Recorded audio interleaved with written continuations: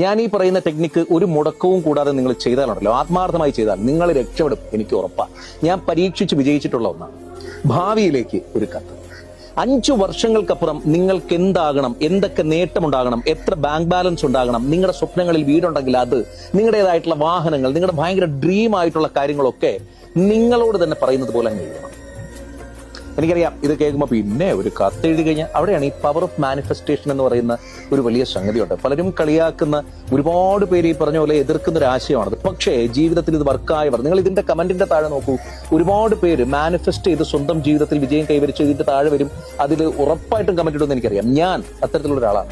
എത്തണമെന്ന് ആഗ്രഹിക്കുന്ന മേഖലയിലേക്ക്, എത്തണമെന്ന് ആഗ്രഹിക്കുന്ന ഒരു ബാങ്ക് ബാലൻസിലേക്ക്, അതല്ലെങ്കിൽ നമ്മുടെ ഡ്രീം വാഹനങ്ങളിലേക്ക്, നമ്മുടെ ജീവിതത്തിൽ വേണ്ട മനുഷ്യരെ കുറിച്ചൊക്കെ നമ്മൾ വല്ലാണ്ട് ഇങ്ങനെ മാനിഫെസ്റ്റ് ചെയ്ത് നമുക്ക് തന്നെ ഒരു കത്ത് എഴുതും. ഇന്ന് നിങ്ങളത് പരീക്ഷിച്ച് നോക്കും. ഒന്നുമില്ലല്ലോ, നമ്മൾ കുറെ നാളത്തെ ബന്ധമില്ല. അപ്പൊ ഞാൻ ഈ പറയുന്നത് ചുമ്മാ ചെയ്ത് നോക്കാമെന്ന് കരുതിയിട്ട് കിട്ടുന്ന ഗ്യാപ്പിൽ നിങ്ങൾ ഇന്നൊരു വെള്ള പേപ്പർ എടുത്തിട്ട് അല്ലെങ്കിൽ ഒരു ഡയറി എടുത്തിട്ട് നിങ്ങൾ തന്നെ എഴുതും. ഞാനാണ് എഴുതുന്നെങ്കിൽ, പ്രിയപ്പെട്ട ഫിറോസ്, 5 വർഷങ്ങൾക്കപ്പുറം ഞാൻ ആകേണ്ടത് ഇങ്ങനെയാണ്. നമ്പർ ഇട്ട് എഴുതണം. ഇന്നതാകണം, ഇന്നതാകണം, ഇന്നതാകണം. ഇന്ന് നീ 5 വർഷം കഴിഞ്ഞ് ഇന്നതൊക്കെ ആയി നിൽക്കുമ്പോൾ എനിക്ക് ഭയങ്കര അഭിമാനമുണ്ടെന്ന് നിങ്ങൾ ഈ കത്ത് എഴുതി തീർന്നിട്ട് ഇടയ്ക്കിടയ്ക്ക് സമയം കിട്ടുമ്പോഴൊക്കെ എടുത്ത് വെച്ച് വായിക്കണം. ഇത് നിങ്ങൾ സൂക്ഷിച്ചൊരു ബോക്സിലോ അല്ലെങ്കിൽ നിങ്ങളുടേതായിട്ടുള്ള ഒരു ഏരിയയിലോ വെച്ചേക്കണം, നിങ്ങളുടേതായിട്ടുള്ള ഒരു സ്പേസിൽ.